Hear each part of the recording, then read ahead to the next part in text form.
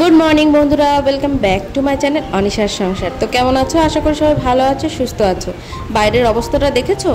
কে বলবে যে এখন সকালবেলা, সকাল বাজে এখন 7টা, জানো তো? আমার ঘড়িতে তাও 7টা মানে 10 মিনিট ফাস্ট করা, মোবাইলের টাইমে বলছে এখনও 7টা বাজতে 10 মিনিট বাকি, কিন্তু আমি ফাস্ট করে রাখি যাতে স্কুল টাইমটা ধরতে পারি। তার জন্য 7টা দেখাচ্ছে, কিন্তু 7টা বাজতে 10 মিনিট বাকি। তো সকালবেলা দেখো আজকে ভাজা করব হচ্ছে কাঁচা কুমড়ো ভাজা আর ডিম সিদ্ধ আর ভাত, এইটাই হবে সকালবেলার খাবার। আর ভাতটা হাফ হয়ে এসেছে, তখন আমি গ্যাসের থেকে নামিয়ে দিয়েছি। এবার ভাজাটা বসিয়ে দেবো। ভাজা হতে হতে না ভাতটা অনেকটাই হয়ে যাবে। তো এরকমভাবেই গ্যাস বাঁচিয়ে রান্না করাও দরকার, যাদের গ্যাসে রান্না হয়, আমার তো মনে হয় তাই, নাহলে খুব তাড়াতাড়ি গ্যাস শেষ হয়ে যায়। তো চলো আমি ভাজাটা ভেজে নিই। আর ভাজাতে আমি শুধু কালো জিরে ফোড়ন দেবো, জানো তো? কালো জিরে ফোড়ন দিয়ে না আলু ভাজাটা, তারপরে তোমার এই কুমড়ো ভাজা, এগুলো ভালো লাগে খেতে, বরবটি ভাজা, এগুলোতে কালো জিরে ফোড়নটা খুব সুন্দর লাগে। জানি না কার কেমন লাগে, আমার তো ভীষণ ভালো লাগে। কার কার ভালো লাগে অবশ্যই কিন্তু কমেন্টে জানাবে। তো চলো আমি রান্না করতে থাকি, তোমরাও দেখতে থাকো। আশা করি আজকের ব্লগটা তোমাদের অনেক ভালো লাগবে। আর শোনো না, সবাই কিন্তু কমেন্ট করবে, বুঝেছো? কমেন্ট করতে আমার ভীষণ ভালো লাগে। আর কাঁচা কুমড়ো থেকে পাকা কুমড়োটা বেশি ভালো লাগে আমার, কিন্তু কাঁচা কুমড়োটা না অনেক দিন হয়ে গেছে, তো কাটা কাটা মানে কেটে কেটে রান্না হচ্ছিল, আর একটু রয়েছে, ওটা রান্নাই হচ্ছিল না। ওই জন্য ভাবলাম ভেজেই নিই, তরকারি হলে অতটা খায় না কেউ, কিন্তু ভাজাটা ঠিক উঠেই যাবে। ওই জন্য আমি ভাজাটার জন্যই কাটলাম। তো চলো তোমাদের সাথে গল্প করতে করতে দেখো কত কাজ এগিয়ে গেল আমার। ভাজাটাও হয়ে গেল, আর ভাতটাও ওইদিকে আরেকটুখানি গ্যাসে দিয়েছিলাম, তারপরে নামিয়ে দিয়েছি। তো সকালে রান্নার পরে তারপরে ছেলে মেয়েকে খাইয়ে দিলাম। ছেলে অল্প একটু খেলো, মেয়ে খেলো। তারপরে আবার একটু রেস্ট নিচ্ছিলাম দাঁড়িয়ে। আবার রান্না হবে দুপুরবেলা চিকেন। আগের দিন রান্না করে না দেশি মুরগির ছিল, তো সেদিন একটু বেশি করেই এনেছিল, নাহলে দাম মানে একটাতে কম হয়ে যায়, আবার দুটো নিলে বেশি হয়ে যায়, তা দুটোই এনেছিল। সেদিন একটু রান্না করেছি, আর একটু রেখে দিয়েছিলাম, সেটা আজকে রান্না করলাম। অল্প একটুই মাংস, আমাদের লোক বেশি তো, তাও হয়ে যাবে, অসুবিধা হবে না। তোমার কি বলে, আলু দেবো একটু। আর পা এনেছিল সেদিন অনেকগুলো, ওর বাবা গেছিলো তো মাংস আনতে, তার জন্য বেশ অনেকগুলো নিয়ে এসেছিলো। তো সেই পাটা দিয়ে অনেক মাংসই রেখে দিয়েছিলাম, তো আজকে সবার হয়ে যাবে সেটাতেই। আর ওই জন্য একবারে রান্না করতে না খুব কষ্ট হচ্ছিলো, তাই সকালে রান্নার পরে একটু বসে নিয়েছিলাম। তো চলো দেখাই কী কী রান্না হয়েছে। এটা তো দেখলে কুমড়ো ভাজা, এখান থেকে সকালে খাওয়া হয়েছে। আর করেছি হচ্ছে পুঁই শাক আর মাছের মাথা দিয়ে একটা তরকারি। আলু দিইনি, জানো তো? আলু দিলে বেশি হয়ে যাবে, কারণ বাচ্চারা তো আজকে আর এগুলো খাবে না, তাও একটু একটু দেবো, যেহেতু চিকেন হয়েছে। নাহলে আমার ছেলে আবার শাকের তরকারি খায় সবই, কিন্তু আজকে চিকেন হয়েছে তো তাও অল্প একটু দিলে খেয়ে নেবে, যেহেতু মাছ দিয়ে রান্না করেছি। এমনি হলে অতটা নিত না, কিন্তু মাছ দিয়ে দেখলে একটু নেবে।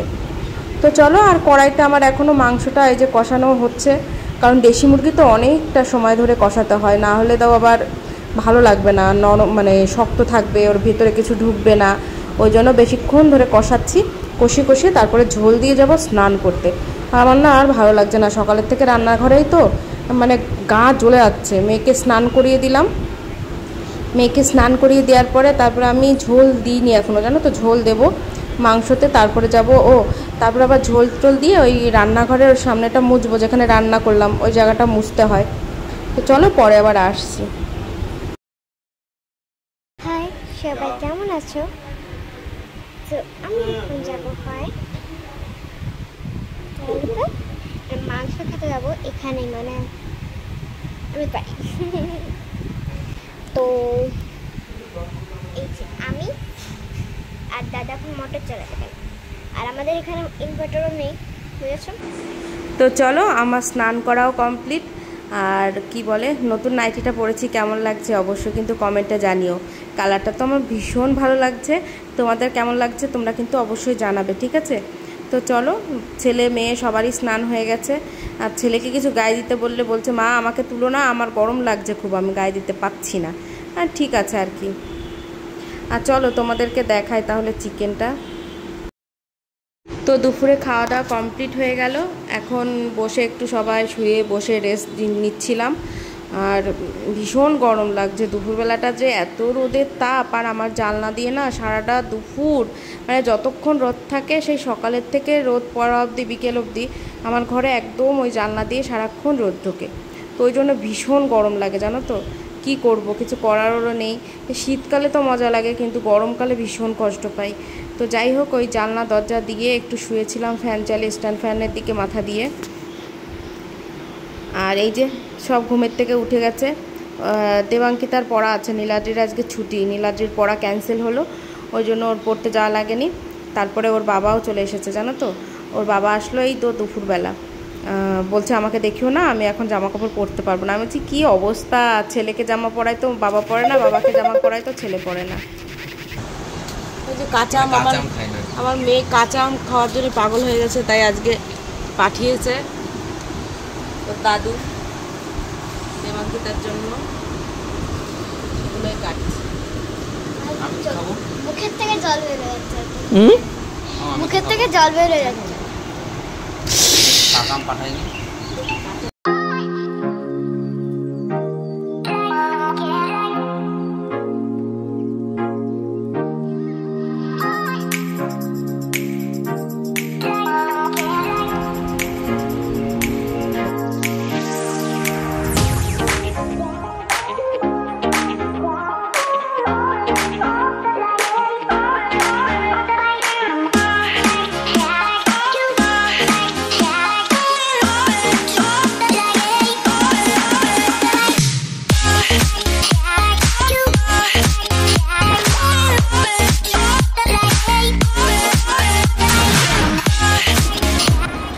এরকম করে পড়লে কি মনে থাকে বেশি নীলাদ্রি?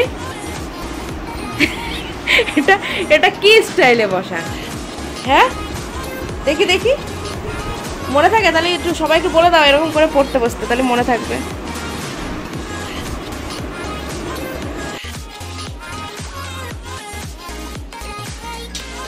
হ্যালো,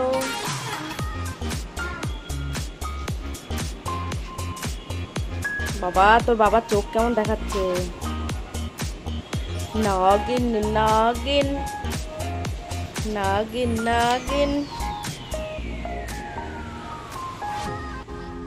দেখো, মেয়ে খেয়ে গেল কাঁচা আম, আর ছেলে খাবে পাকা আম। ওর আবার কাঁচাটা অত পছন্দ না, আর মেয়ে আবার পাকা আম অতটা পছন্দ না। তো সাথে একটা দিয়েছিলাম মুসুম্বি কেটে, সেটা খেতে আবার খুবই কষ্ট হচ্ছে। কেন দিলে মুসুম্বিটা? শুধু আমটাই তো ঠিক ছিল। আর ঘরে প্রচণ্ড গরম ছিল, তাই লাইট বন্ধ করে টেবিল ল্যাম্পটা জ্বালিয়ে বললাম তুই ওখানে বসে পড়। ঘরে ফ্যান চলছিল। তারপরে তো আবার রেডি হতে হলো, একটু বেরোনোর ছিল। আর কোথায় যাচ্ছি কি করব সবই তোমাদেরকে জানাবো। আগে দেখি যে যে কাজে যাচ্ছি সেই কাজটা হয় কিনা, তারপরে তোমাদের সাথে শেয়ার করব। আগে থেকে কিছু বলবো না। দেখা গেল তোমাদের বললাম, পেলাম না দোকানে গিয়ে আর। তো দেখো পিছন থেকে দেখছো বিড়ালের চোখটা কেমন লাগছে। তো এই বিড়ালটা সবসময় এখানে থাকে আর ডাকাডাকি করে।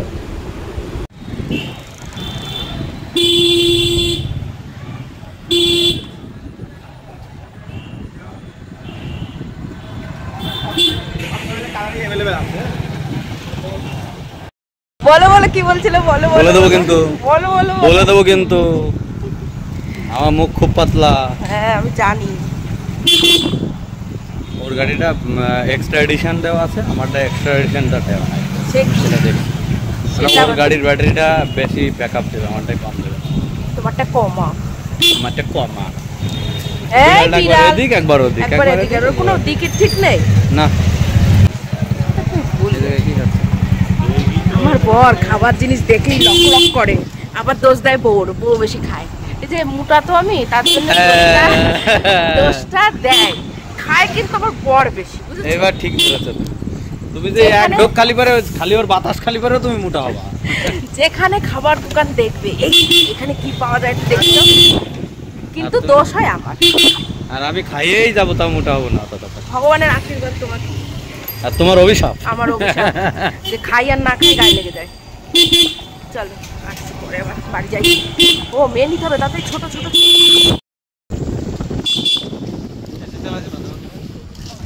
এখানে এসে আরে না, এই যে চালায় উপরে আছে, নিচে এসে, তাই তো বলছি।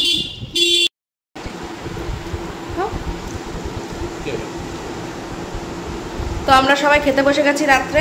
কি হলো? এই দেখ, মেয়ে তো আলু খায় না।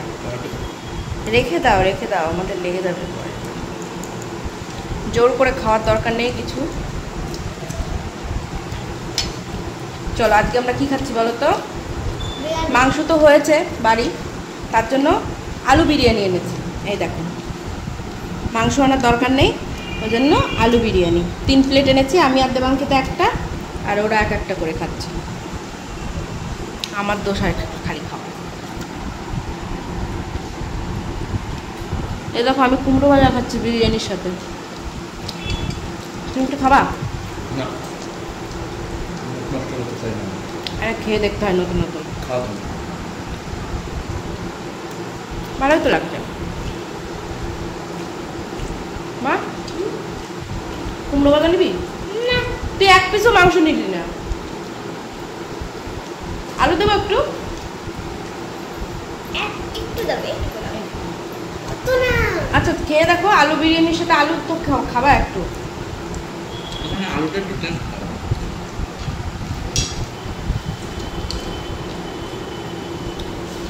কি করছো? কেমন গলার আওয়াজ হলো এটা? কি করছো? বাসন মাজবো।